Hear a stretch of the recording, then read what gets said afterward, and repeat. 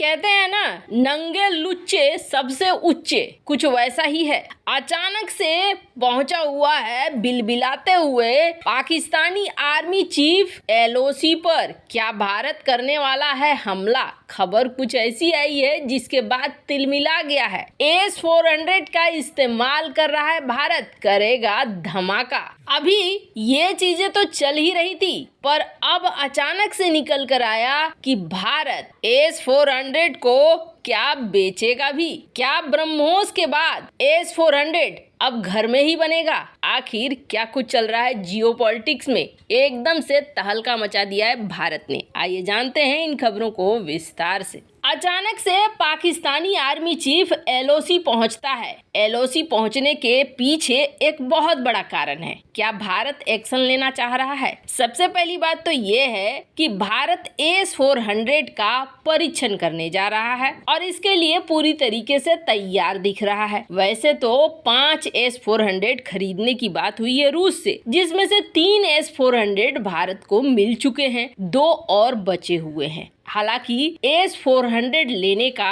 भारत का प्लान इतना आसान नहीं था। जैसे ही खबर मिली थी अमेरिका को कि भारत S-400 खरीदना चाहता है, वैसे ही अमेरिका ने कई सारे अड़ंगे लगाने शुरू कर दिए थे। अमेरिका ने भारत को यहाँ तक कहा था कि आप हमसे थार्ड खरीद लो, पर S-400 मत खरीदो। अगर S-400 खरीदोगे तो हम आपके ऊपर प्रतिबंध लगाएंगे। भारत ने सारा कुछ दरकिनार करते हुए कि तुम हमारे ऊपर प्रतिबंध लगाओगे, हम थार्ड सिस्टम नहीं लेंगे। साफ साफ भारत ने ये कह दिया था कि हम थार्ड नहीं लेने जा रहे हैं, हम S-400 सिस्टम ही लेंगे, क्योंकि दुनिया के बेस्ट डिफेंस सिस्टम में अभी S-400 को ही माना जाता है। वैसे तो चाइना ने इसका एक कॉपी लिया हुआ है S-400 का, और कहा जा रहा है कि चाइना इसकी मल्टीपल कॉपी अपने देश में बनाने में लगा हुआ है। पर भारत ने अमेरिका का विरोध करते हुए S-400 खरीद लिया और S-400 की डिलीवरी भी शुरू हो गई। पहली, दूसरी, तीसरी। फिर बहुत ज्यादा अमेरिका में मांग उठने लगा, भारत के ऊपर काटसा के तहत प्रतिबंध लगाओ। अगर हम तुर्की के ऊपर एक्शन ले सकते हैं तो भारत के ऊपर एक्शन क्यों नहीं ले सकते हैं? तुर्की भी बीच में कूद आया। तुर्की ने भी कहा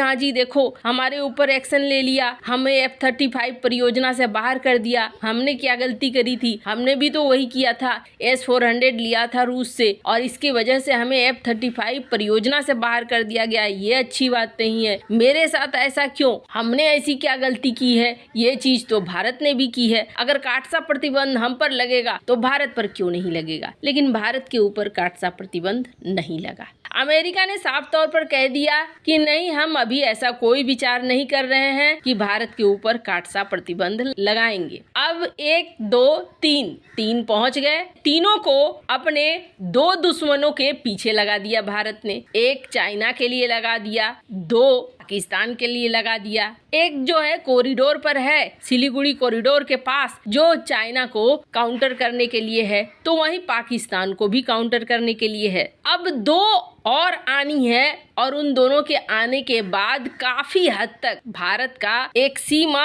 सुरक्षित होगा और इसके लिए भारत ने ट्रेनिंग भी ले ली है। भारत ने अपने आर्मी को भेजा था रूस में उन्हें प्रॉपर ट्रेनिंग दी गई कि S-400 को आपको कैसे चलाना है और अब भारत तैयार है। पहली बार भारत S-400 को ऑपरेशनल कर देगा और ऑपरेशनल करने का मतलब है कि ये पूरा परीक्षण करके देखेंगे कि ये सही तरीके से चल पाता है या नहीं चल पाता है। S-400 तुर्की ने भी खरीदा था और तुर्की ने रूसी इंजीनियर्स को आने से मना कर दिया था, पर जब तुर्की परीक्षण करने बैठा था तो तुर्की का परीक्षण फेल हो गया था और उसके बाद तब उसे मजबूरी में बुलाना पड़ा था रूस के इंजीनियर्स को। खैर, भारत ने प्रॉपर ट्रेनिंग ली है और प्रॉपर ट्रेनिंग लेने के बाद भारत इसका परीक्षण कर रहा है। ये सब हड़बड़ाने वाली बात तो है ही, पर इससे भी ज्यादा बड़ी खबर S-400 के लिए है। पर उससे पहले आपको बता दें, पाकिस्तान के इस वक्त जो जनरल हैं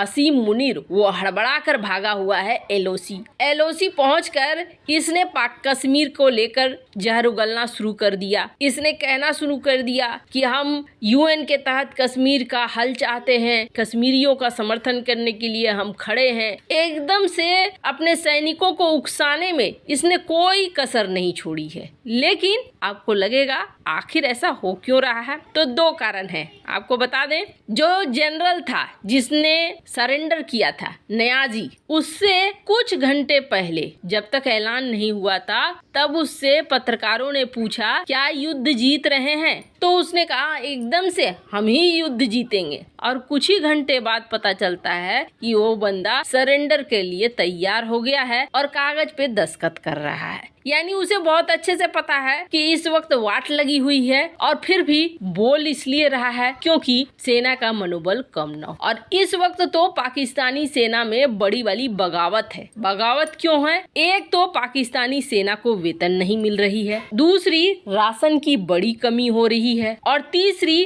बाकी फंड में भी कटौती हो रही है। आप जरा समझिए, सैनिकों के साथ ऐसा हो रहा है तो जनरल मुनीर क्या करेगा? जोश भरे शब्द से उसका पेट भरना चाहता है और उन्हें सीमा पर खड़ा रखना चाहता है, क्योंकि जनरल मुनीर को ये डर लग रहा है कि ऐसे हालात हैं कि भारत कभी भी चाहे तो पाकिस्तान को कब्जा सकता है। ऐसी स्थिति ही है पाकिस्तान की। तो हड़बड़ाया हुआ असीम पहुंचा हुआ है एलओसी पर कहते हैं ना, भूखे पेट जिहाद न होइए, वैसा ही पाकिस्तानी सेना का हाल है। खैर, अब आते हैं बड़ी खबर पर। S-400 हमारे पास 3 आ चुका है और 2 अभी आने हैं। कहा तो जा रहा है रूस की तरफ से कि हम S-400 की डिलीवरी एकदम टाइम पर करेंगे, लेकिन रूस यूक्रेन वार के बाद ये देखने को मिल रहा है कि थोड़ी दिक्कत हो रही है रूस को। अब इसे लेकर एक बड़ा खुलासा हो रहा है। खुलासा ये हो रहा है कि 5 तो रूस दे देगा, लेकिन भारत अगला 5 बनाएगा और 5 बनाएगा भारत में ही मेक इन इंडिया कार्यक्रम के तहत। अब इसके तहत क्या टेक्नोलॉजी ट्रांसफर होगी? क्या भारत फिर खुद का S-400 बनाने लगेगा? क्या भारत और रूस के जॉइंट वेंचर होंगे, जैसे कि भारत और रूस मिलकर ब्रह्मोस मिसाइलों को बेचते हैं? क्या वैसा ही S-400 के साथ होगा? ये सारी डिटेल अभी निकल कर आनी बाकी है। जो हमारे भदौरिया साहब हैं एयर चीफ, उन्होंने इस बात को साफ किया है कि भारत और रूस के बीच बातचीत चल रही है S-400 को लेकर। हो सकता है S-400 5 और हम बनाएं, लेकिन इस बार जो बनाएंगे हम मेक इन इंडिया कार्यक्रम के तहत बनाएंगे। ऐसा अगर हुआ तो भारत तो S-400 से अपनी पूरे बॉर्डर को सील कर देगा। वैसे आपको क्या लगता है, क्या भारत बिल्कुल सही दिशा में चल रहा है या नहीं? कमेंट कर अपनी राय जरूर बताएं। जल्द मिलते हैं अगले वीडियो में नई खबर के साथ।